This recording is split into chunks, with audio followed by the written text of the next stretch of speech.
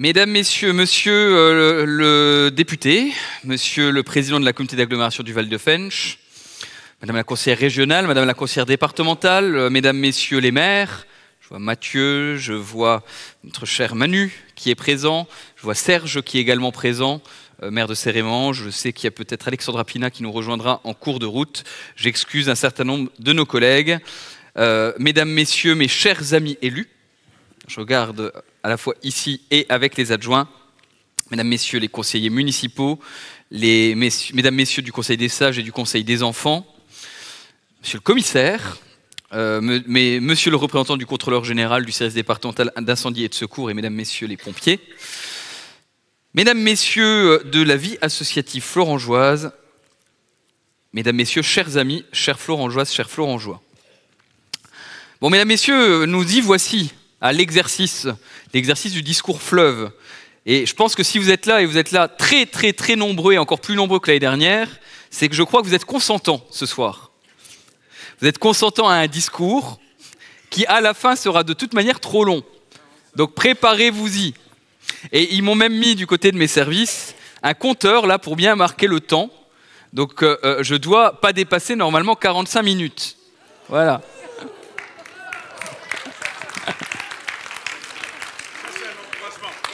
C'est un engagement, voilà, et j'en ai même deux. Mesdames, Messieurs, vous le savez, il y a des exercices qui sont à la fois protocolaires, mais c'est surtout un grand moment d'humanité. C'est l'exercice de ces vœux. L'exercice des vœux est pour moi une évidence. C'est un exercice important de la tradition républicaine. D'abord parce qu'il est destiné à tout le monde. Et là encore, vous êtes très nombreux ce soir. Destiné aux florangeois, évidemment, d'abord, au corps constitué, à la vie associative, aux collègues, aux maires et aux amis. Et il y a beaucoup d'amis également dans la salle et je vous remercie toutes et tous. Nous connaissons bien le processus et la tradition. Les vœux sont destinés à faire un point, tous ensemble, sur l'état de la vie locale, de la vie politique ou encore de la vie des projets et de la municipalité.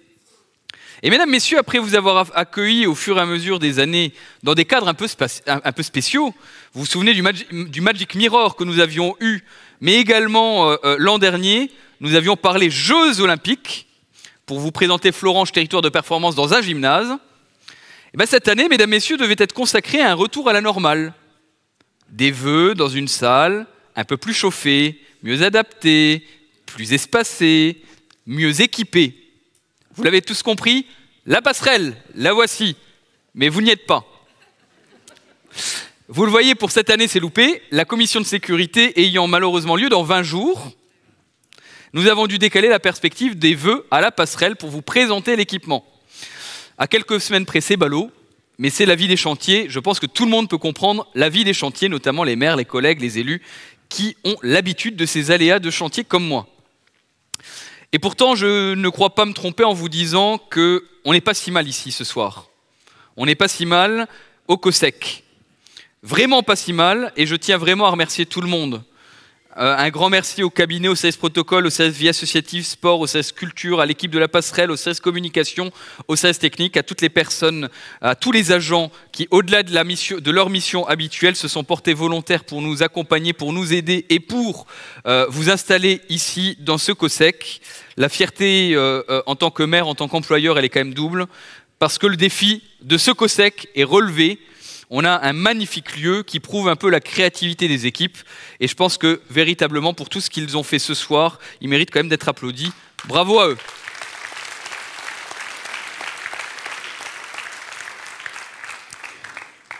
Mesdames, Messieurs, que dire de cette année 2024 qui s'est clôturée ? Je crois que 2024, on peut le dire, c'est une année, ça fait partie de ces années qu'on a envie de... C'est des pages qu'on a envie de tourner très rapidement. Ça a été une année quand même particulièrement éprouvante. Éprouvante à l'échelle nationale pour notre démocratie, éprouvante pour nos perspectives politiques, et politiquement parlant, et parfois même à l'échelle locale. Ce fut pourtant, évidemment, une année de réussite, une année de succès, une année de travail acharné au service des concitoyens, une année où l'ambition de la municipalité, des services municipaux et de tous les acteurs de la ville, celle de mettre Florange en mouvement, n'a jamais été aussi forte. Alors, place à une petite rétrospective de cette année. Je parle déjà au niveau national. Commençons par le commencement. Il y a un an, qui se souvient d'il y a un an? Ça paraît presque être une autre dimension. Le pays, il y a un an, le pays courait. Le pays s'échauffait. Le pays se préparait. Nous étions toutes et tous plongés dans les perspectives, plus ou moins heureuses, de vivre les Jeux Olympiques de Paris 2024. Les premiers Jeux Olympiques d'été en France depuis 100 ans. Toutes les collectivités s'y préparaient. La Moselle était au diapason, prête à émerger dans l'émulation ambiante des territoires. Et le monde entier regardait la France. On se souvient de la flamme, dont l'acier a été un acier florangeois. Le passage de la flamme, la cérémonie d'ouverture des Jeux Olympiques, les paysages des Jeux Olympiques resteront quand même au final des images inoubliables gravées dans la mémoire collective. Le palmarès français a été bon. En apparence, le premier semestre fut bon en France. Évidemment, à quelques jours de l'ouverture des Jeux Olympiques, nous nous souvenons toutes et tous des élections européennes, du 9 juin 2024, de la dissolution, mais aussi des 30 juin et 7 juillet 2024, des élections législatives anticipées. Quel commentaire en faire, puisque nous clôturons cette année? Contrairement à beaucoup, je ne peux m'empêcher de considérer que le retour aux urnes, le retour au peuple, n'est jamais une mauvaise chose, contrairement à ce que peuvent dire certains commentateurs. Demander son avis au vrai souverain de la nation qu'est le peuple, en étant au-dessus des partis, même du sien, c'est bien ça la dignité d'un président de la Ve République. La dissolution ne me choque pas, je peux même l'applaudir. Elle a été, bien sûr, l'occasion, à l'échelle nationale comme à l'échelle locale, d'une levée générale des ambiguïtés ambiantes et permanentes qui survivaient, conséquence d'un en même temps généralisé qui finit par déborder. Et pour la première fois, en héritage de la méthode politique présidentielle et de ses conséquences, nous nous retrouvons collectivement dans une situation parlementaire qui nous ramène à l'instabilité de la Troisième ou de la Quatrième République. Fort heureusement, mesdames, messieurs, nous avons une constitution, un héritage gaullien, une constitution forte, un héritage institutionnel, et elle nous a permis malgré tout de faire vivre le pays, alors que la France a connu 4 premiers ministres en un an. Souvenons-en, il y a eu 4 premiers ministres en un an. Alors que la France connaît une multiplicité des crises, budgétaires, financières, refroidissement économique, crise géopolitique, contestation des intérêts de la France partout à l'étranger, sur tous les continents, et bien sûr, crise politique majeure. Je crois, mesdames, messieurs, qu'il faut quand même reconnaître qu'actuellement, il faut un grand sens du sacrifice pour entamer la responsabilité de faire vivre le pays. Il faut savoir saluer ceux qui s'engagent depuis la dissolution sur leur réputation pour chercher des solutions à ce pays.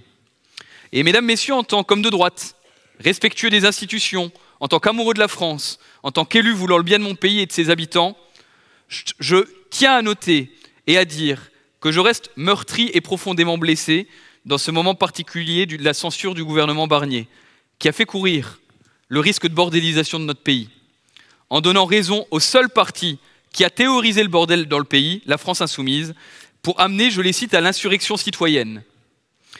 Depuis lors, il y a un nouveau gouvernement qui, pour le moment, n'a pas connu le même sort. Mesdames, messieurs, j'ai l'espoir en 2025 que les partis qui prétendent un jour gouverner la France ou qui ont un jour gouverné la France comprennent l'intérêt exceptionnel dans le temps et dans les mesures que nous devons prendre d'une union politique qui implique des compromis et de la responsabilité.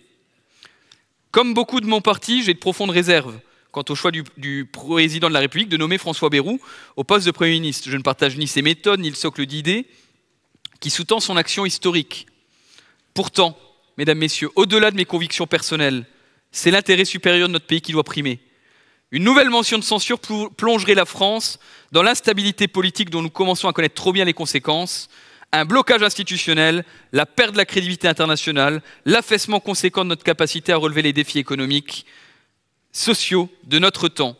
Nous devons absolument éviter que la France devienne l'otage des divisions répétées et travailler, malgré nos désaccords, à construire un avenir stable, au moins à court terme, et responsable.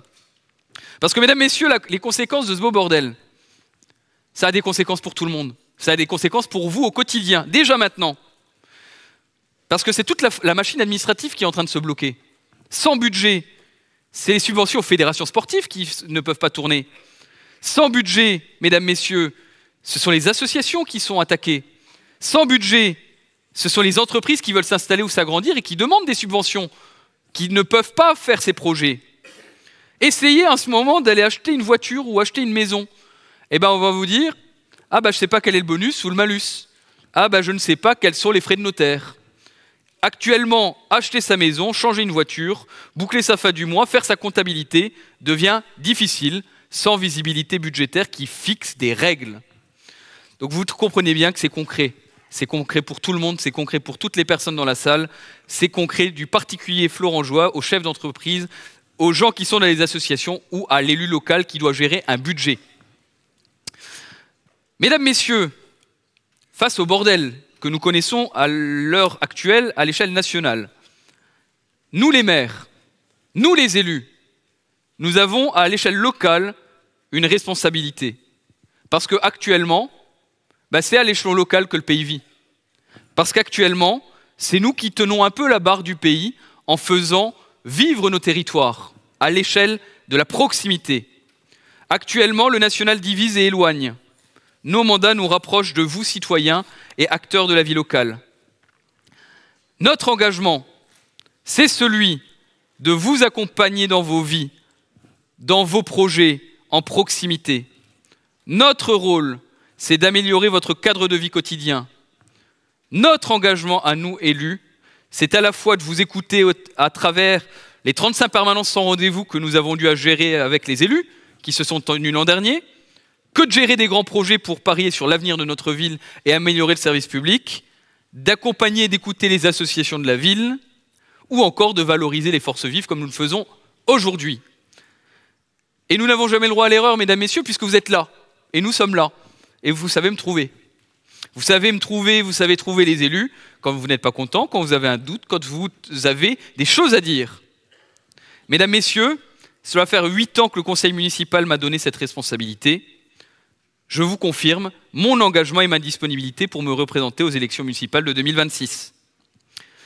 C'est une responsabilité difficile, mais passionnante, car nous sommes toujours au contact et car les résultats de notre politique sont évidemment incroyablement concrets. Mesdames, Messieurs, je tiens à publiquement remercier mes amis, les élus, les adjoints, les conseillers délégués pour leur implication sans faille à mes côtés. Et je vous demande à toutes et tous de les applaudir pour leur travail.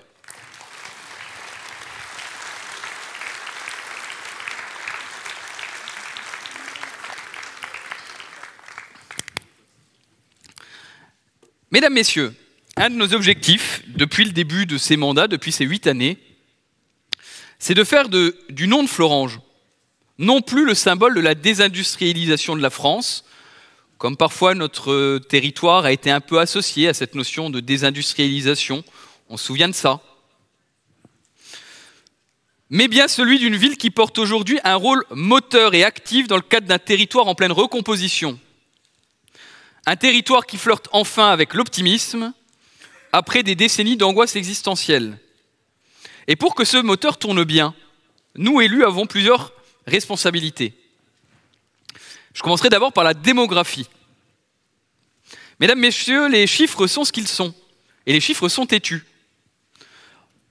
Depuis des années, j'alerte les Florangeois. Le discours est toujours le même et je continuerai à porter ce discours. Sur la réalité sociologique qui s'impose à toutes les villes de France. Aussi sur la nécessité dans l'après-sidérurgie de retrouver une dynamique. Les chiffres sont ce qu'ils sont. Il y a de moins en moins d'enfants par famille, les ménages sont de plus en plus petits, il y a des recompositions familiales, c'est une tendance partout en France. La plupart des communes en France, sans construire de nouveaux logements, perdent des habitants, sans rien faire. On perd naturellement aujourd'hui des habitants. Ce n'est pas le cas de la plupart des communes de notre territoire. C'est un fait, à proximité de la bordure luxembourgeoise. À Florange, je n'ai pas pris les chiffres de 2011, j'ai pris les chiffres depuis 2016. J'ai été élu en 2016. À Florange, c'est 300 nouveaux ménages qui sont venus depuis 2016. Pourtant, de 2016 à 2022, la ville n'a pas gagné d'habitants. De 2016 à 2022, nous avons gagné 4 habitants. Mesdames, Messieurs, si nous voulons continuer à être un territoire attractif, il est important de maintenir le rythme de construction neuve. Sur diverses typologies de logements, nous devons changer l'image de notre territoire. Et pour cela, nous devons répondre à tous les besoins, y compris à celle de la préoccupation du logement. Car un logement, c'est une stabilité familiale. C'est le premier déclencheur des choix de vie. Habitat social, habitat senior, habitat jeune, terrain constructible pour de jeunes foyers, accession sociale à la propriété, accession à la propriété. Nous devons répondre à tous les besoins en matière de logement.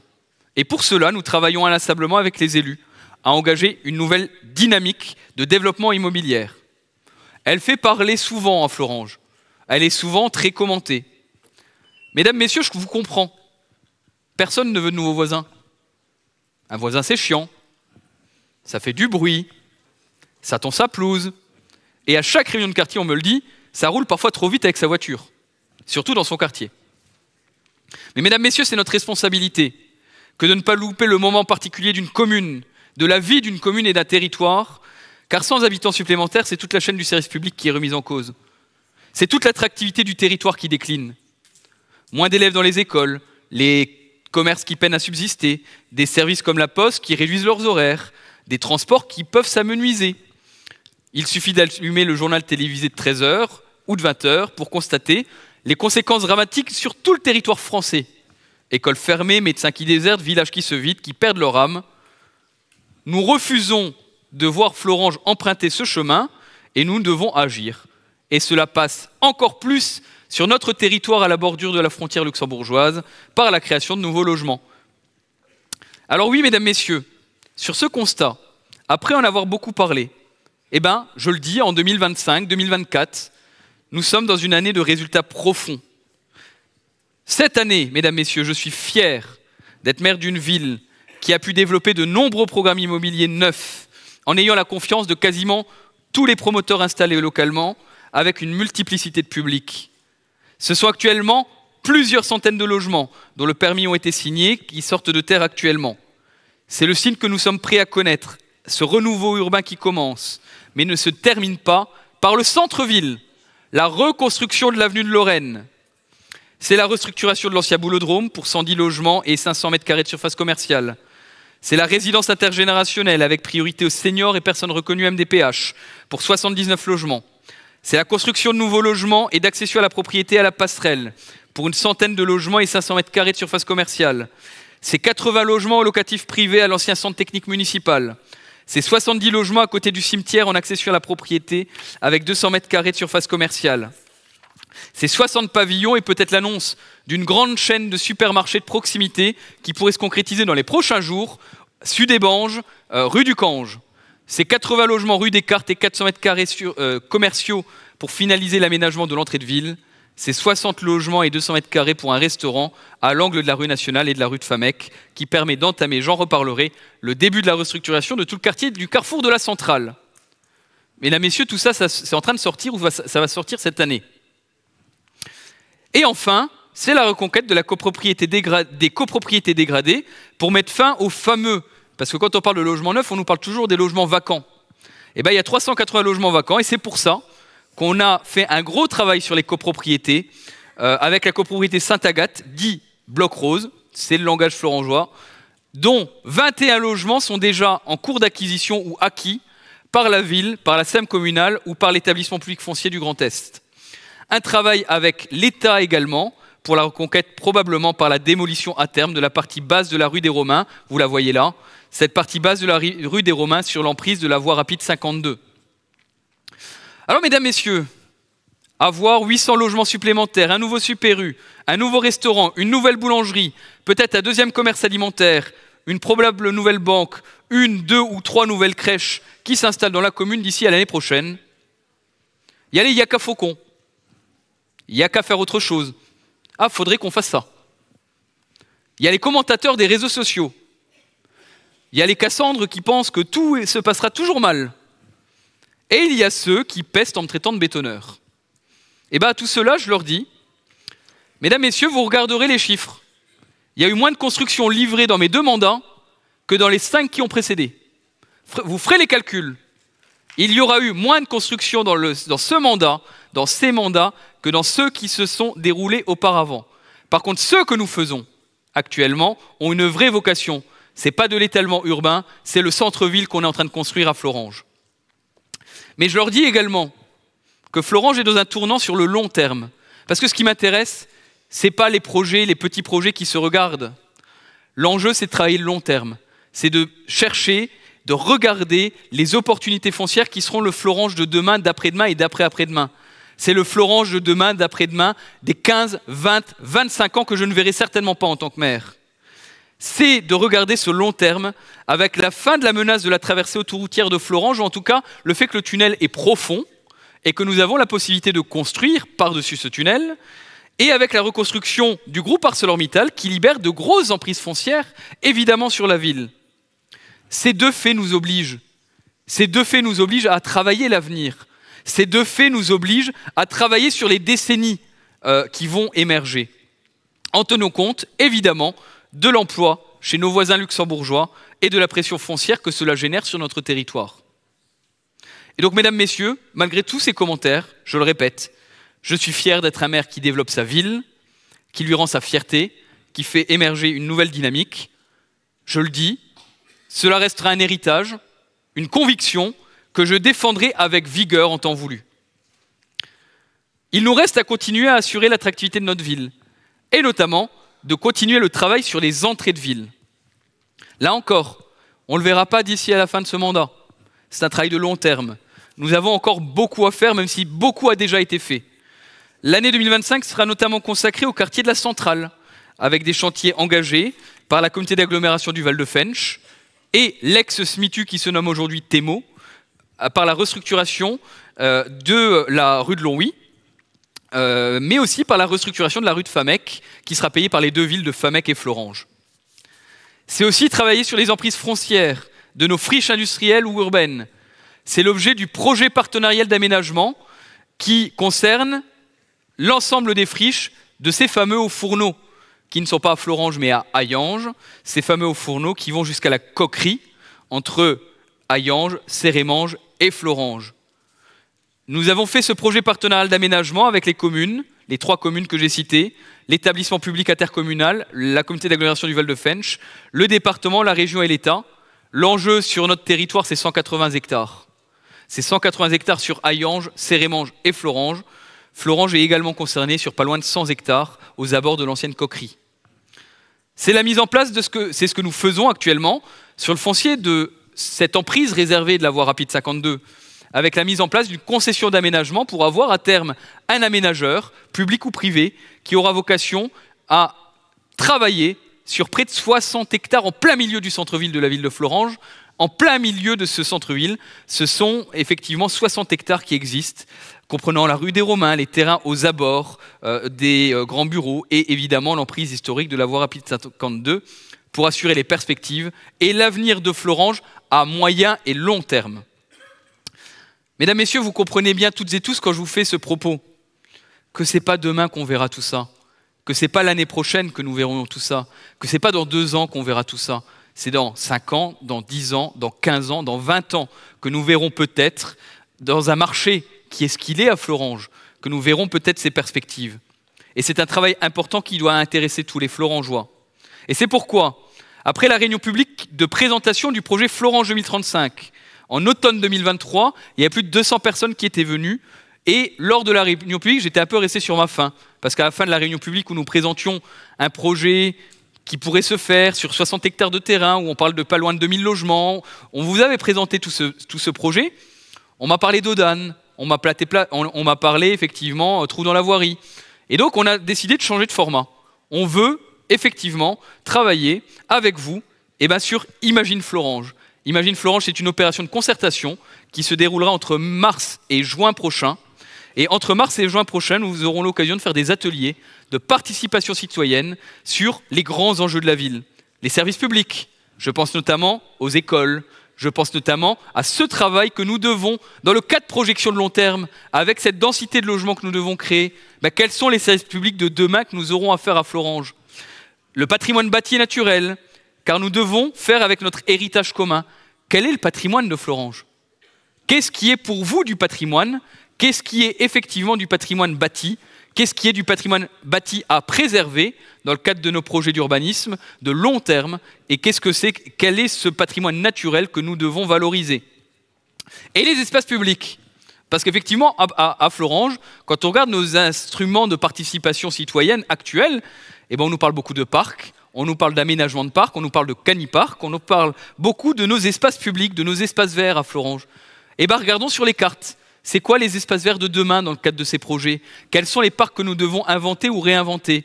Quel est ce projet, j'allais dire, dans une perspective à 25 ans, sur toutes ces friches que nous avons à réaliser, eh ben, qui peut intéresser les Florangeois? Et donc oui, mesdames, messieurs, de mars à juin prochain, avec Imagine Florange, nous vous inviterons dans des ateliers participatifs pour pouvoir vous exprimer. Et on espère que vous serez nombreux. Et on espère que vous jouerez le jeu de cette participation citoyenne pour que nous puissions ensemble construire le Florange d'après-demain. C'est même pas le Florange de demain, c'est le Florange d'après-demain. Mesdames, messieurs, l'une des principales réussites, je pense, de ces dernières années, et là, je vais regarder mes collègues élus. C'est qu'avec beaucoup d'entre nous, beaucoup d'entre vous, les collègues, eh ben, l'une des fiertés, c'est d'avoir participé à la restructuration de la gouvernance du Nord-Moselle. Parce que oui, je le fixais comme un des objectifs l'an dernier. Eh ben, ça reste encore un objectif. Mais on peut le dire humblement, il y a beaucoup de choses qui ont évolué encore en un an. Et comme il faut savoir rendre à César ce qui est à César, je tiens publiquement aussi à remercier un homme parce que dans le cadre de ce travail sur la gouvernance du Nord-Moselle et dans le cadre des aléas politiques que nous avons vécus, eh ben je tiens ce soir à remercier, cher Michel, monsieur le président de la communauté d'agglomération du Val-de-Fensch, pour une raison très simple. En 2017, nous avons décidé dès mon élection, et malgré les aléas politiques du temps d'alors, en 2017, je rappelle qu'à la communauté d'agglomération du Val-de-Fensch, la droite et la gauche étaient dans l'opposition, opposition et majorité, et qu'il y avait un conflit politique. Nous avons décidé dès mon élection, et malgré les aléas politiques d'alors, de constituer une alliance objective, dépolitisée, pour l'intérêt du territoire. Un pacte de non-agression politique qui mettait en responsabilité l'ensemble des acteurs. Au moment le plus important pour le territoire, celle de cette reconstruction, celle de l'après, François Hollande sur sa camionnette, celle où nous voulions retrouver cet optimisme sur ce territoire de la vallée de la Fensch qui a été trop torturé par les temps passés. Et malgré nos divergences politiques évidentes et nos parcours, nous avons fait le choix pour le Val-de-Fensch en 2020 d'être membre d'une majorité commune au sein de la communauté d'agglomération. Plus d'opposition de façade entre la droite et la gauche, plus de conflits de façade. Des anicroches, des prises de parole parfois dans la presse, parce que j'aime bien m'exprimer à travers la presse, aléatoires en fonction des temps, qui dépendent des conflits réels des territoires, de nos villes, mais rien qui remette en cause le mandat et le pacte que nous avons, Michel, depuis ce début de mandat. Et malgré la dureté du climat politique ambiant, malgré ton engagement historique d'ancien député de gauche, membre influent d'un courant politique opposé au mien, je tiens à te remercier de ne pas avoir cédé à la tentation de la repolitisation de l'échelle locale. Et Dieu sait qu'en 2024, c'était peut-être tentant. Je ne suis pas d'accord avec tes prises de position nationales, comme toi tu n'es certainement pas d'accord avec les miennes. Mais le plus important devant nos populations, c'est bien de sortir notre territoire de la solitude du temps. Nous partageons des enjeux, le développement de la Feltière à Famec, le développement de l'UCAT à Ucange, la reconstruction des grands bureaux à Hayange, la reconversion des friches jusqu'à Florange, le déploiement de nouvelles usines à Ucange, Florange, Illange, sur l'aéroport. Ces projets d'intérêt général nous ont rassemblés dans cette majorité de projets politiques. Je reste un peu sur ma faim sur la zone du Breuil, tu le sais, j'en ferai pas de scandale. Lors de ces élections législatives anticipées de juin, j'ai fait un choix. Chacun a fait ses choix. Et quand il y avait un choix à faire, mesdames, messieurs, j'ai assumé mes responsabilités parce que je crois qu'en politique, il faut dire ce qu'on fait et faire ce qu'on se dit. Donc moi, j'ai dit ce que j'ai fait. Et je l'assume jusqu'au bout. Et pendant que d'autres passaient des coups de fil pour tenter de déstabiliser le territoire, pendant que certains cassaient ce que nous faisions de bien, de constructif, pour l'intérêt général sur notre territoire et même dans notre département. Eh bien Michel, tu as pris tes positions dans la presse. Nous nous sommes rencontrés une fois.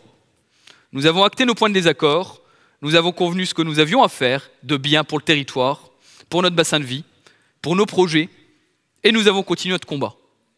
Eh bien je crois que c'est avec cet état d'esprit que s'est construit la Thionville-Fensch agglomération, un esprit de dépolitisation de l'échelle locale, un enjeu d'alliance objective pour le territoire. Une communauté d'agglomération qui aujourd'hui est actée, Thionville-Fensch agglomération à l'échelle des enjeux de notre territoire, de mobilité, de développement économique, de gestion des grands réseaux, un territoire nord-mosellan, enfin visible, qui se structure entre Metz et Luxembourg. Tu l'as permis, évidemment avec Pierre Cuny, avec d'autres dans notre agglomération, parce que je crois que s'il n'y avait pas les précurseurs à l'intérieur même de l'échelle de l'agglomération, ça n'aurait pas été possible et pas été facile de faire basculer, notamment dans la Fensch, cette possibilité. Je pense que nous l'avons permis collectivement, la réalisation de ce beau projet. Maintenant, il faut construire l'avenir, mesdames, messieurs les élus. Et la Fensch doit jouer son rôle. La Fensch doit jouer son rôle dans cette agglomération de 150 000 habitants.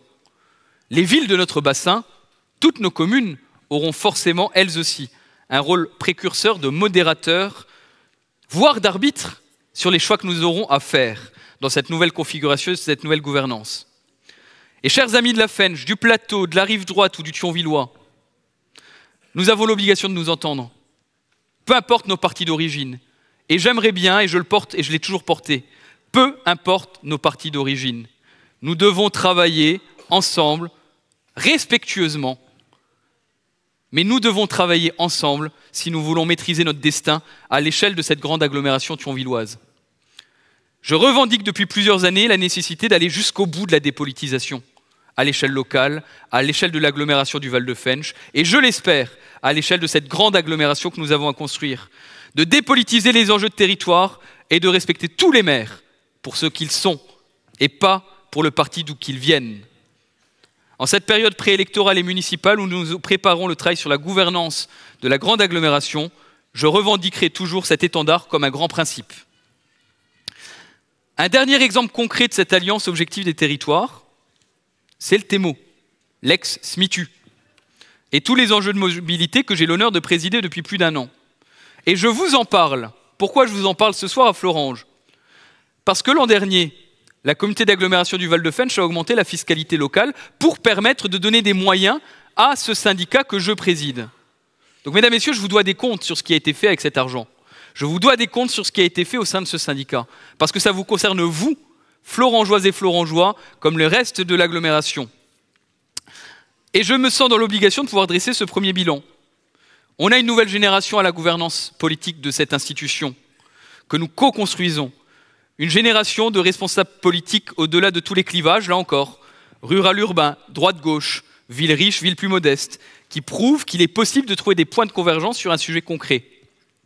Et le premier succès de cette démarche collective est une hausse des contributions des territoires, qui était un choix douloureux à faire, mais qui nous a permis de donner les moyens pour sortir de cette torpeur que nous avions quand nous parlions des bus. Vous savez, mesdames, messieurs les Fleurangeoises et les Fleurangeois, depuis que je suis maire, je n'étais pas membre du conseil syndical de l'ex-SMITU, et quand vous me parliez du bus, je faisais l'autruche. Je faisais comme la plupart des maires du territoire, j'avais envie de mettre la tête dans le sol, parce que je ne savais pas quoi vous dire sur le syndicat en question. Aujourd'hui, je crois qu'on a tourné la page en la matière. Le deuxième résultat est le choix de réinvestir dans ce système de mobilité du quotidien, parce que le principal, ce n'est pas de faire des grands projets quand on n'est pas capable d'avoir un bus qui roule. Donc oui, ça ne se voit pas encore, c'est les délais de commande. Quand on commande un bus, ça prend 18 mois pour arriver. Mais c'est 7 millions d'euros investis l'an dernier dans des nouveaux bus et des systèmes d'information. C'est 10 millions d'euros cette année pour des nouveaux bus, des systèmes d'information modernes et des équipements. Plus de la moitié de la flotte sera remplacée d'ici 18 mois, apportant une réponse concrète à des années de retard accumulés. Nous avons remis en marche une machine qui malheureusement était en panne. Grâce à une réorganisation complète du personnel, un réarmement des compétences, une mission d'audit des comptes pour clarifier ce qui s'est passé récemment avec effectivement les usages passés des fonds publics et effectivement notamment sur ce grand projet important du bus à haut niveau de service. Donc il y a une mission d'audit qui est en cours et effectivement nous ferons toute la transparence pour assurer une gestion rigoureuse et transparente pour tous les contribuables. Et grâce à cette gestion assainie, je suis fier de vous annoncer que Fleuranges bénéficiera d'un investissement majeur. La gestion rigoureuse que nous avons eue nous permet d'avoir les marges financières aujourd'hui pour créer le nouveau dépôt opérationnel fin 2025, début 2026. Ce dépôt de bus de l'ex-Transfensch, nous allons créer un nouveau dépôt, effectivement, rue d'Alsace, à Fleuranges. Un dépôt à peu près sur 2-3 hectares, à l'arrière de la rue d'Alsace.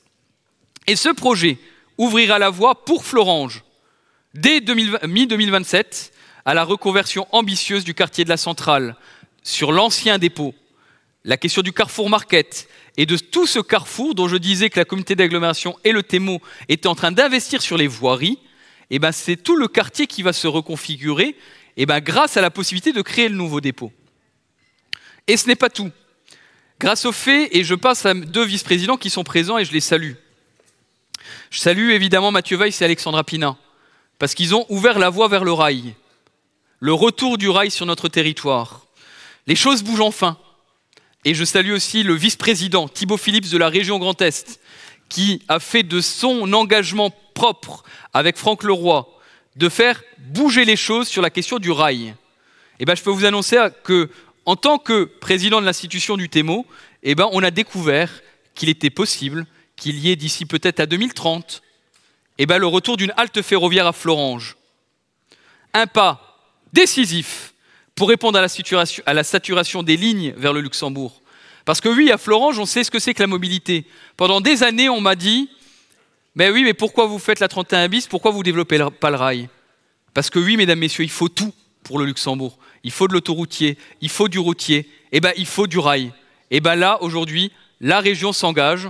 Nous avons encore du travail politique à faire, mais nous allons peut-être avoir, dans les perspectives de long terme, de moyen terme probablement, le retour d'une halte ferroviaire Thionville-Esch-sur-Alzette avec une halte ferroviaire à Florange. C'est l'un des éléments qui est intégré dans les objectifs du CERM. C'est un des éléments qui est important et qui peut peut-être modifier toute l'attractivité de notre territoire et de nos villes. Alors vous voyez, les sujets de mobilité nous concernent tous parce qu'effectivement, ça peut être une révolution pour vous comme pour, évidemment, les élus et les acteurs économiques du territoire. Mesdames, messieurs, ces grands enjeux ne doivent pas nous faire oublier ce qui est le plus important dans le tissu local, c'est-à-dire la politique de proximité. Toute notre politique, outre les grandes opérations d'aménagement, vous savez que je suis très bavard sur les grandes opérations d'aménagement, qui nous permettent les actions de long terme et tournées autour de vous. Et je vais saluer évidemment les amoureux du sport, de la culture, les bénévoles, les engagés, les gens qui aiment Florange, et les Florangeois évidemment. Et je commence tout d'abord par rappeler que notre ville, et on l'a vu tout à l'heure, et je tiens vraiment à saluer, connaît une transition historique dans le cadre de ces assemblées de participation citoyenne. Nous en avons 2. Conseil des sages. 2024 a été une année de transition, une année compliquée pour le Conseil des sages, il faut savoir le dire. Parce que, en 2024, en début d'année 2024, on a un peu, avec le président, le vice-président, le CCS, bousculer les Florangeois pour recoopter des gens au sein du Conseil des sages. Et ça a marché. On a eu plein de sages qui sont venus à Florange, qui ont eu envie de s'engager pour la ville. Mais forcément, quand on passe de 17, 18, 20 à 33, il y a des nouvelles têtes qui ont des nouvelles idées, qui veulent faire plein de choses. Et parfois, c'est forcément un peu compliqué en termes organisationnels.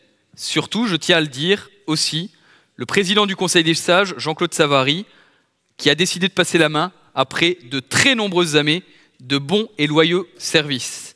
Je pense qu'il doit mériter notre reconnaissance, il mérite notre respect et notre soutien. Je vous demanderai, mesdames, messieurs, pour Jean-Claude Savary et Jean-Joseph, le vice-président qui a géré l'intérim de ce Conseil des sages, des tonnerres d'applaudissements pour la reconnaissance des Florangeois.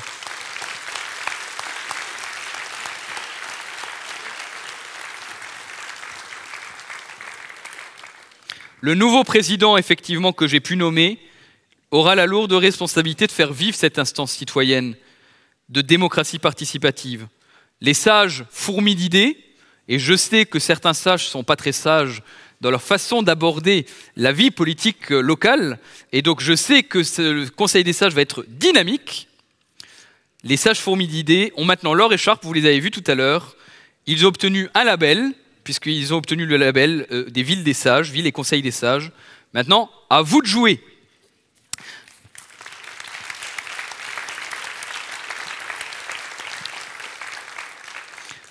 Le conseil municipal des enfants a pris une implication très forte des jeunes cette année avec de belles actions, un beau voyage au Sénat grâce au sénateur Mison.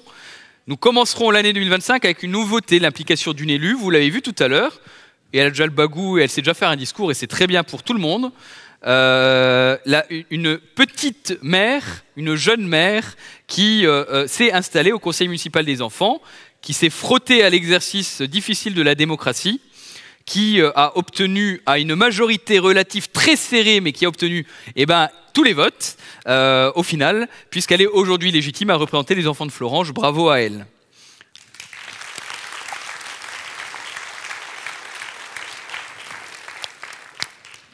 Concernant les écoles, puisque nous sommes dans la volée, concernant les écoles, notre politique scolaire a connu plusieurs tournants cette année 2024.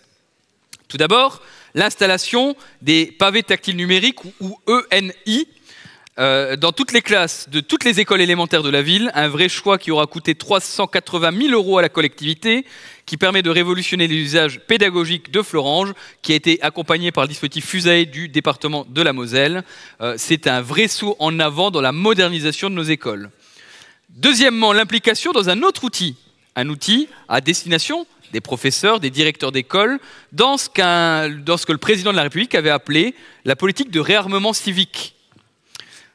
Engagée par des gouvernements précédents, je ne sais même plus les compter, puisqu'effectivement c'était il y a fort longtemps, d'un ancien Premier ministre qui était à l'époque ministre de l'Éducation nationale. L'uniforme. L'uniforme est enfin appliqué et porté à Florange. Vous l'avez vu tout à l'heure dans la petite vidéo que les services communication nous a préparée. L'uniforme est enfin appliqué et porté à Florange, une évolution qui n'a connu en mise en œuvre aucune difficulté. Et je tiens évidemment, je parle après la concertation, puisqu'effectivement, depuis que la concertation s'est bien déroulée, depuis que le vote dans les écoles avec les parents d'élèves s'est bien déroulé, nous avons effectivement une mise en œuvre facile. Je tiens à remercier les professeurs, les directrices, l'inspecteur, le DAZEN, qui s'est personnellement engagé sur ce dossier, les parents d'élèves et les enfants, les services de la ville et les élus, d'avoir œuvré pour cette belle expérimentation de 2 ans pour mettre en place cette expérimentation de l'uniforme dans 2 écoles de la ville de Florange. La Providence Thionville s'implique enfin à Florange. Après l'avoir annoncé, c'est maintenant fait. L'Institut Notre-Dame de la Providence Thionville a décidé de lancer son projet de nouvelle école. Un projet de nouvelle école en 2 étapes, une phase 1 et une phase 2, école élémentaire et maternelle, un projet qui, d'une certaine manière, ressemble à notre gouvernance de la Moselle-Nord et de notre grande agglomération, puisque c'est effectivement un beau partenariat. C'est un peu comme quand on va parler sport, le TEFOC. Et là, on a la Providence Thionville à Florange. C'est un beau message dans le cadre de cette fusion des EPCI qui peut prouver qu'on a des choses à s'apporter mutuellement. La FENCH a des choses à apporter à Thionville et le pays thionvillois a des choses à apporter à notre territoire dans une logique de co-développement, de co-construction de nos projets. Ça s'est fait avec un bail à construction qui a été signé en fin d'année. Et ça s'est fait également puisque depuis le début d'année 2025, le permis de construire a été déposé.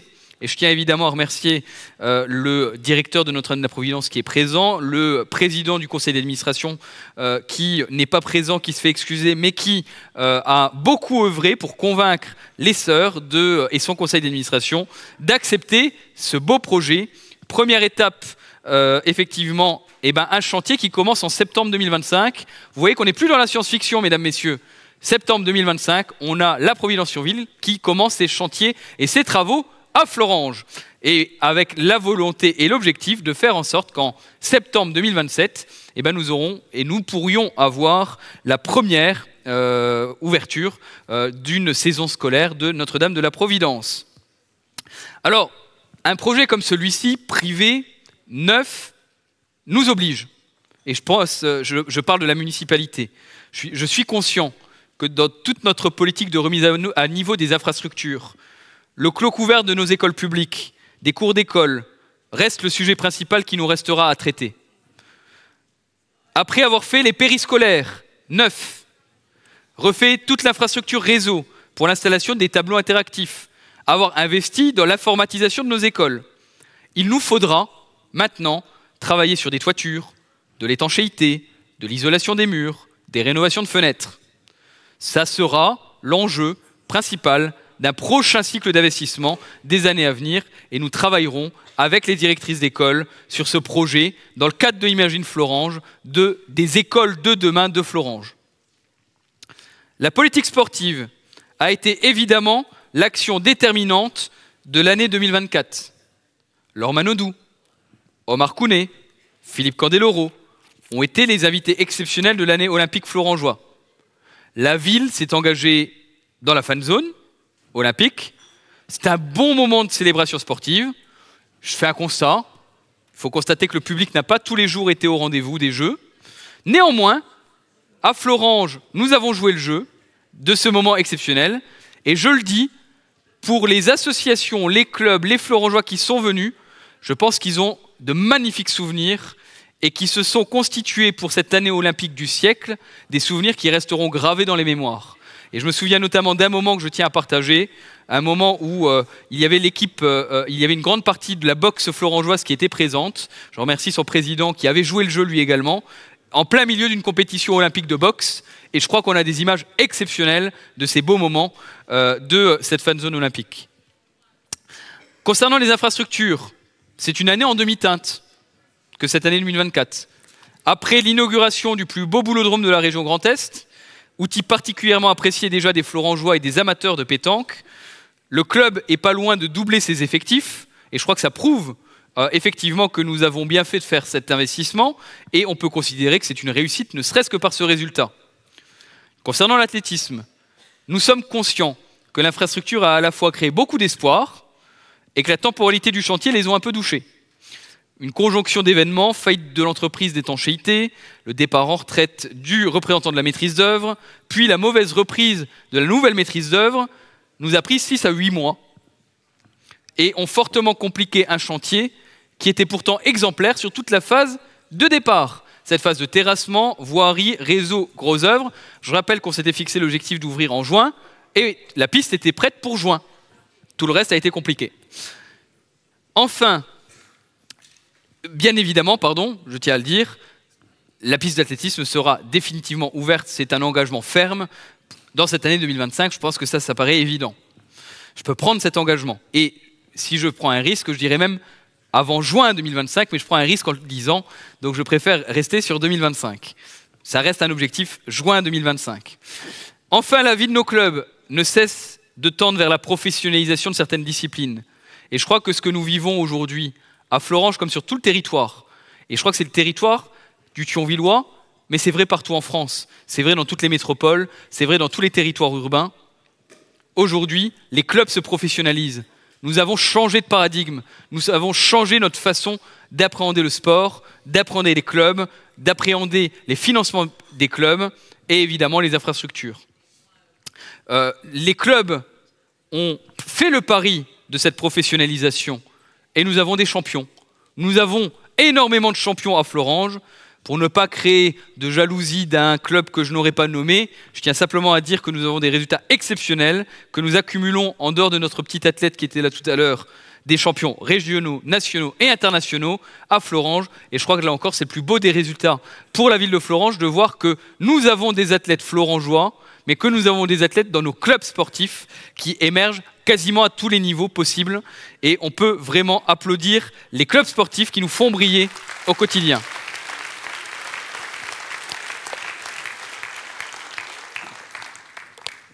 Mesdames, Messieurs, on va parler culture. Et l'année 2025 sera une année de tournant évident pour la vie culturelle de Florange. Parce qu'à partir du 28 février, et sous réserve de drame lors de la commission de sécurité, je m'attends à tout. Je suis désolé, je m'attends à tout. Mais sous réserve de drame lors de la commission de sécurité du 10, la passerelle réouvrira et je vois que le champagne est déjà en train d'être servi. C'est 45 minutes, mais j'ai encore 2 pages. Donc, effectivement, sous réserve de drame de cette commission de sécurité, la passerelle réouvrira avec un premier spectacle, le spectacle de Laurent Baffy, qui se déroulera le 28 février, un peu en spectacle test.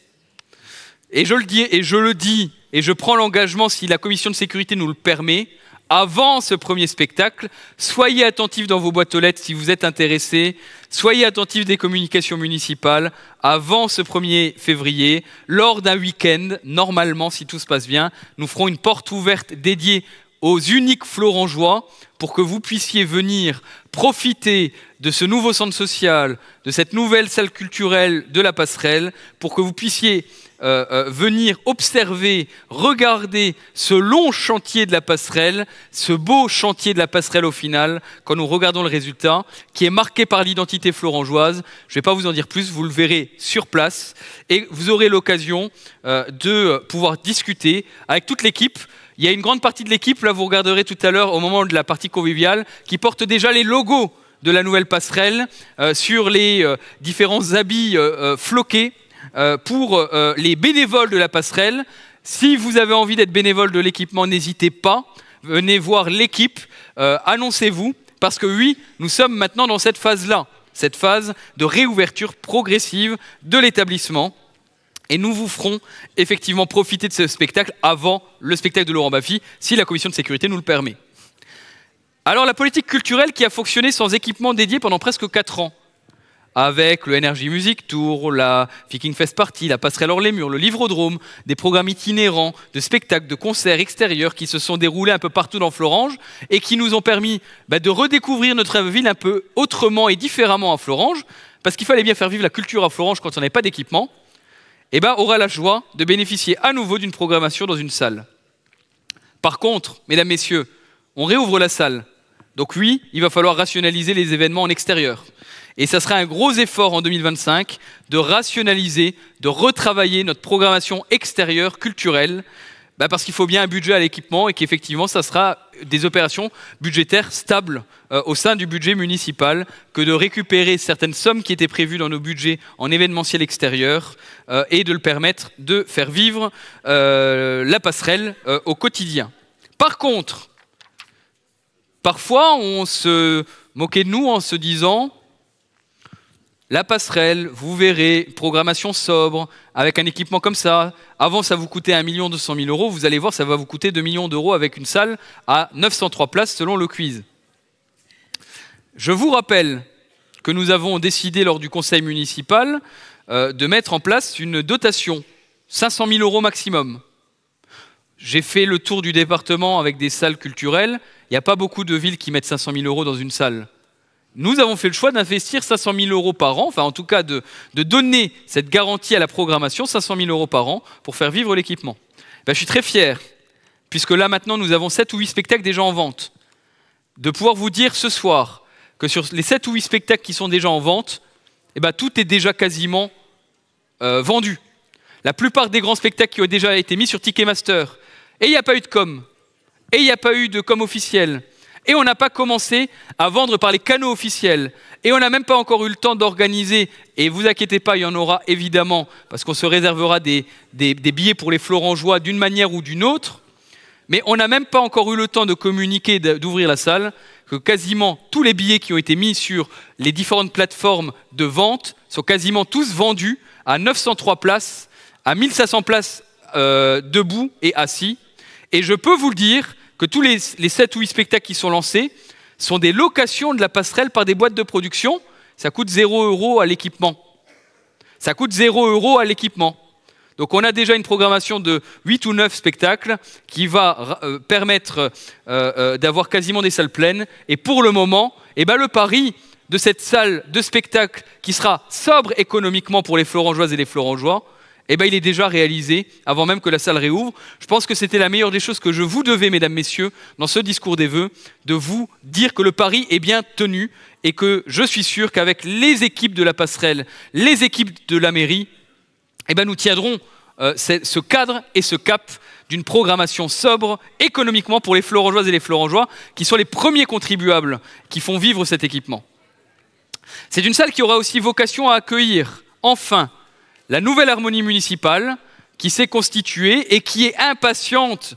Je crois que son président appelle régulièrement mon cabinet, l'adjointe à la culture, les services culturels, monsieur Antoine, l'adjoint aux travaux, pour savoir exactement quand est-ce que cette salle va ouvrir pour pouvoir répéter et préparer les premiers concerts de la nouvelle harmonie municipale. Là encore, une vraie fierté de pouvoir avoir une nouvelle harmonie municipale à Florange qui se relance.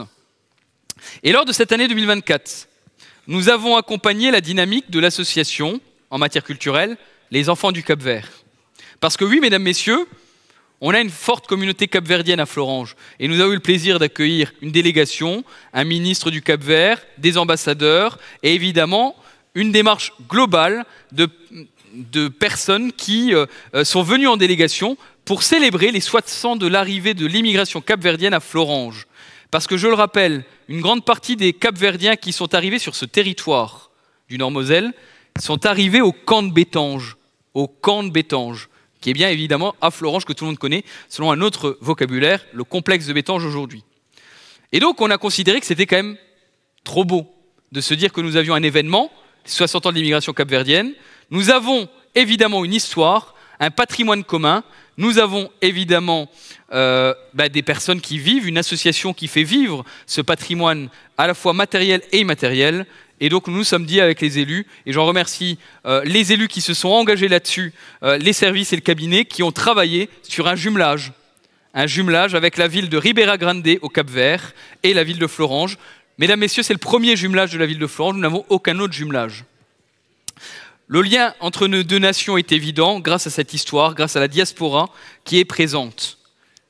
Mais une délégation capverdienne est revenue le 17 janvier dernier pour parler jumelage, non plus parler seulement des 60 ans de l'immigration capverdienne, mais même là, de ce jumelage, avec le maire de Ribeira Grande qui est venu le 17 janvier. Nous leur rendrons l'appareil avec une petite délégation prévue le 7 et 8 mai 2025. Pourquoi le 7 et le 8 mai? Parce que c'est la fête municipale de Ribeira Grande. On n'a pas choisi la date, j'en suis vraiment désolé. Et donc, effectivement, pour cette fête municipale, j'y serai avec une délégation de quelques élus afin d'établir ce comité de jumelage. Vous comprendrez que je ne pourrais pas être là le 8 mai à Florange, j'en suis évidemment désolé.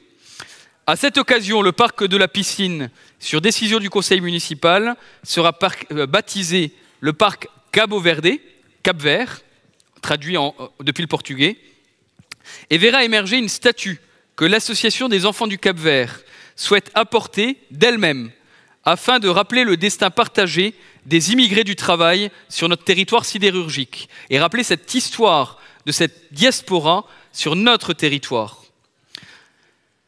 La ville de Florange connaîtra deux autres nouveautés néanmoins. La première, l'émergence d'un festival des libertés républicaines, festival qui s'appelle Libre et Debout.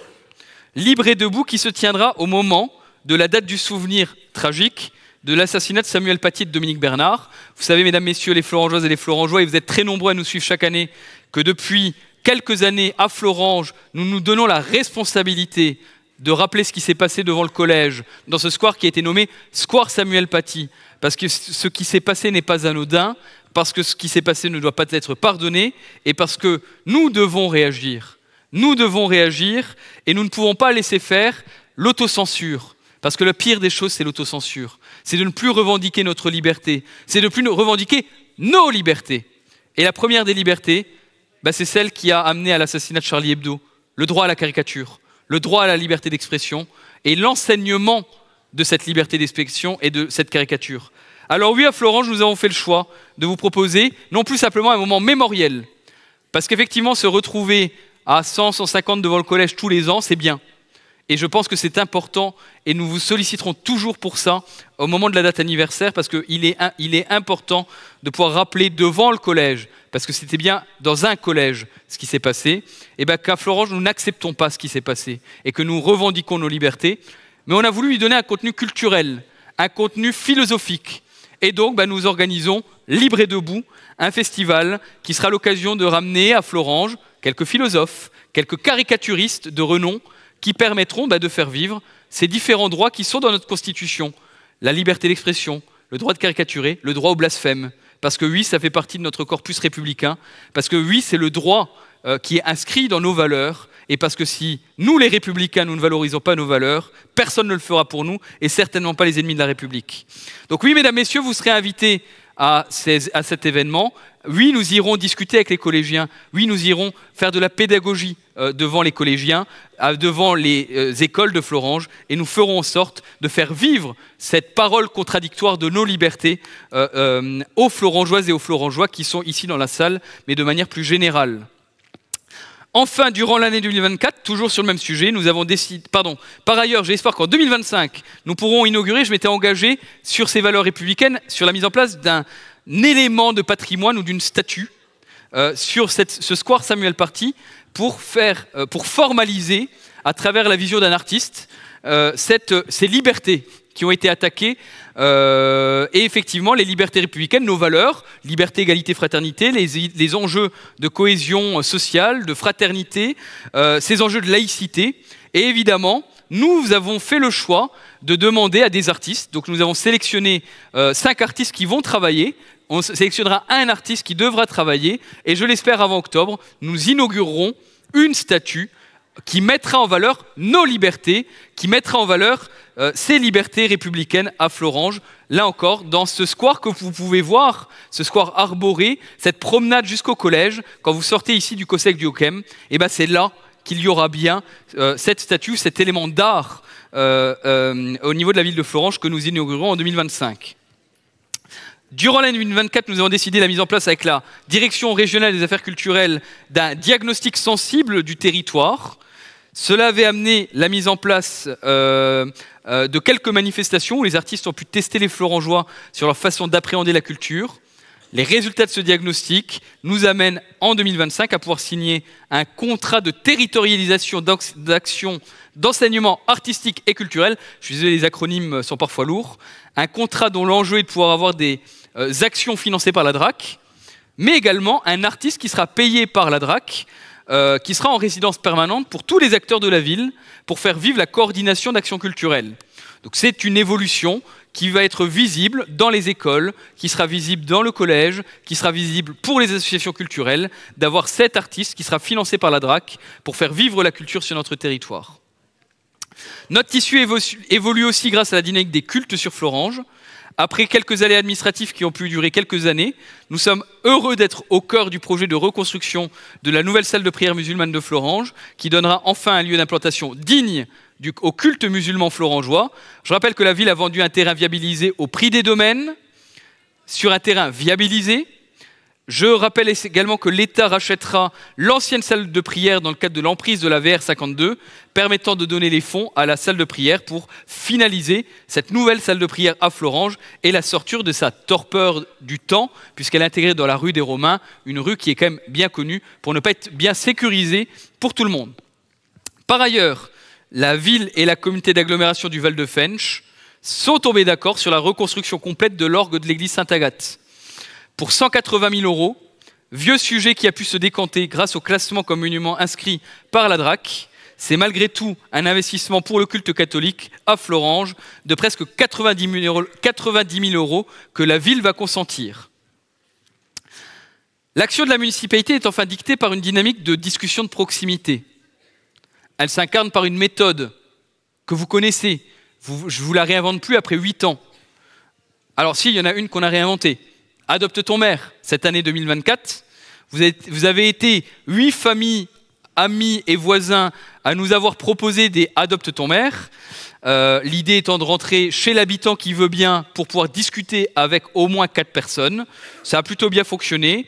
Nous avons évidemment fait nos 14 visites et réunions de quartier, 35, 39 permanences en rendez-vous, des réunions de quartier thématiques.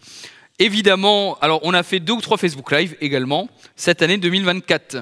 C'est pas loin de 50 événements, au moins 50 événements de proximité que nous avons fait avec l'ensemble des élus tout au long de l'année.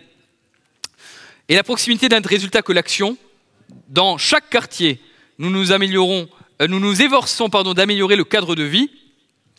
En 2024, cela passe par la rénovation complète des voiries de Maisonneuve, en lien avec le département de la Moselle, la rénovation de la place de la Fensch, la fermeture du chemin du Moulin Saint-Pierre.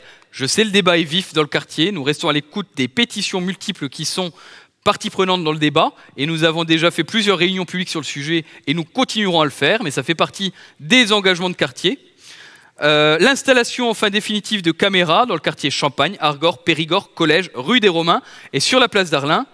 C'est l'installation demandée à la préfecture et ensuite son maintien. Et j'en remercierai le sous-préfet, son maintien du radar avenue de Lorraine. Monsieur le sous-préfet, que je remercie pour son écoute, m'a confirmé que ce radar ne serait pas retiré et ferait bien l'objet d'un remplacement par un radar tourelle finalement payé par l'État pour continuer à rassurer les habitants de la rue, de l'avenue de Lorraine et des quartiers périphériques. Il y a eu un peu d'aller-retour, mais au moins on y arrive. Nous continuerons notre travail de proximité de sécurisation des quartiers l'an prochain avec le déploiement de nouveaux plateaux ralentisseurs dans la ville. On aime ou on n'aime pas, mais on m'en demande à chaque fois. La mise en place d'un nouveau carrefour à feu rue du Cange afin de canaliser le trafic de cet axe, mais aussi des actions de restructuration du parking de l'espace jeune, de la traversée avenue de Lorraine pour permettre la sécurisation, la traversée de l'avenue de Lorraine pour les habitants du quartier Jean Moulin-Rouergue. La ville n'a cessé d'améliorer également les conditions de service à la population en investissant massivement dans le guichet unique. C'est l'accueil de la mairie aujourd'hui, ce guichet unique. À une certaine époque, on vous disait, vous vous souvenez, comme dans Astérix et l'administration, on vous renvoyait vers le bureau Intel, dans le bâtiment Intel, on vous renvoyait à certains endroits. On a décidé de tout simplifier en faisant vivre un guichet unique d'accès à la population. Et donc maintenant, à Florange, vous avez des horaires élargis, mais en plus, vous avez des horaires le samedi matin. Vous pouvez faire vos cartes d'identité et passeports à Florange à nouveau. Et vous avez un magnifique écrin qu'est ce guichet unique pour vous servir. C'est le tour en 2025 des agents de la ville du centre technique municipal qui connaîtront des locaux propres, grands, rénovés aux anciennes imprimeries Huillier. Je le rappelle pour tous ceux qui en doutent encore, nous avons un engagement que nous ne pouvons pas revenir en arrière, puisqu'au mois d'avril, nous devons avoir quitté les locaux qui nous restent. Donc au mois d'avril, nous emménagerons dans les nouveaux locaux. Et donc, au centre technique municipal seront maintenant aux anciennes imprimeries Huillier, rue du Cange. Un projet à plus d'1 million d'euros qui a commencé fin d'année 2024 et qui devrait amener à un emménagement en avril 2025. Mesdames, Messieurs, comme d'habitude, j'ai été trop long. Je le sais. J'ai la réputation de prendre mon temps. J'ai dépassé de plus de 20 minutes mon engagement de tout à l'heure. 25 minutes. Mais vous le voyez, il y avait quand même des choses à dire et du contenu. Je l'espère en tout cas. Avant de vous laisser profiter d'un moment de convivialité, je tiens quand même, comme le veut la tradition, à vous souhaiter individuellement à tous les corps constitués mes vœux. D'abord aux élus de la ville. Mes chers amis, j'ai quelques qualités, certainement de très gros défauts, comme notamment l'imprévisibilité. Je sais la difficulté parfois de me suivre, parfois l'exigence que je peux avoir à votre égard. Je vous remercie pour votre travail, pour votre loyauté, pour tout ce que vous faites pour le citoyen. 2025 restera une année riche, vous le savez, et je le sais. Et je tiens à vous souhaiter à toutes et tous une belle année 2025.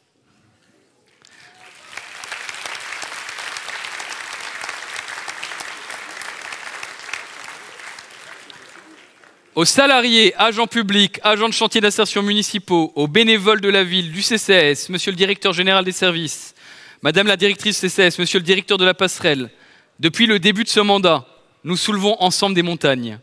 Nous faisons avec vous, et vous faites avec nous les élus, un binôme fonctionnaire-élu qui aura permis de métamorphoser le service public aux Florangeois et d'investir dans une ville qui a un budget moyen de 14 millions d'euros. Nous avons investi ensemble près de 50 millions d'euros en 4 ans. Il nous reste des défis et je suis certain que nous saurons les réaliser ensemble. Avant la cérémonie des vœux au personnel qui se déroulera la semaine prochaine, je vous souhaite à toutes et à tous mes meilleurs vœux pour l'année 2025.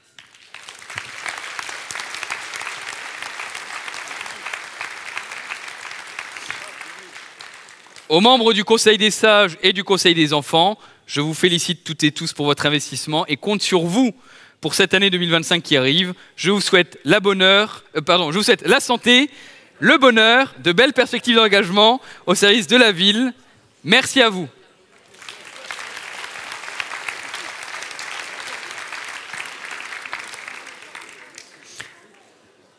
Aux sapeurs-pompiers, aux forces de la sécurité civile, l'année 2024, nous en faisions d'ailleurs le constat avec le chef de centre de Florange lors de la Sainte-Barbe, a été quand même sans commune mesure pour la caserne. Je sais les difficultés que vous avez accumulées et je vous renouvelle publiquement mon soutien, le soutien plein, indéfectible de la municipalité, des élus, des services de la ville, mon engagement sans faille pour la caserne, pour les sapeurs-pompiers de Florange, dans ces dynamiques, dans ces perspectives, et dans ces perspectives, cher Michel, avec ou sans fusion. Je vous souhaite mes meilleurs vœux pour l'année 2025.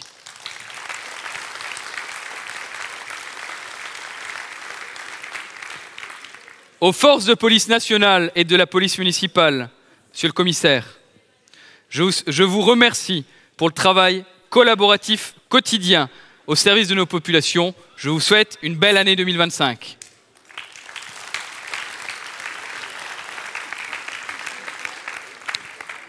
À nos médecins, infirmiers libéraux, professionnels de santé, je vous confirme à tous, je sais que ça débat beaucoup et que ça discute beaucoup là-dessus, je vous confirme à tous la nécessité de réaliser la maison médicale publique pour laquelle nous nous sommes engagés.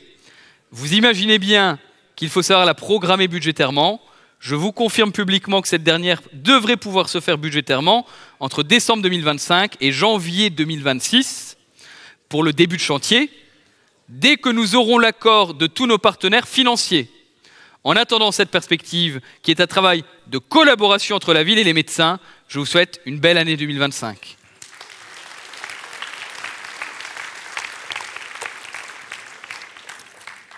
À nos commerçants, artisans, je vous souhaite à toutes et tous une année 2025 fructueuse, avec de belles perspectives tant personnelles que professionnelles.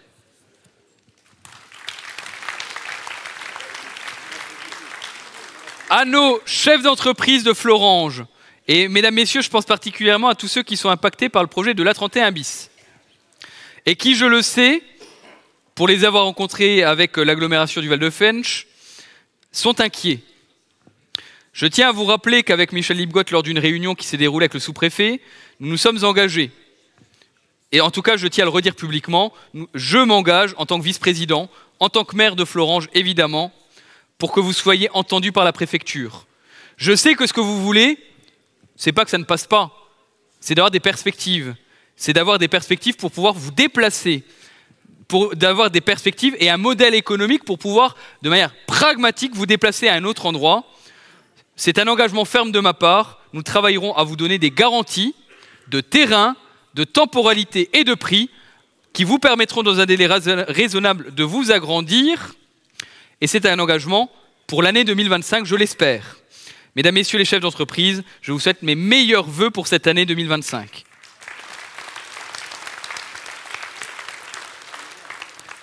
À nos présidents, membres des comités bénévoles de la vie associative florangeoise, la ville de Florange est toujours à vos côtés pour vous accompagner dans tous vos défis. Je vous souhaite une belle année 2025. Aux professionnels de l'éducation nationale, la ville de Florange est à votre disposition pour travailler sur ce projet de l'école de demain de Florange. Je vous souhaite à toutes et tous mes bons vœux pour cette année 2025. À tous ceux qui font vivre le cœur battant de notre ville, à tous ceux qui aiment Florange et qui s'investissent pour elle, à toutes les Florangeoises et les Florangeois, je vous souhaite mes meilleurs vœux pour cette nouvelle année 2025. Merci à tous.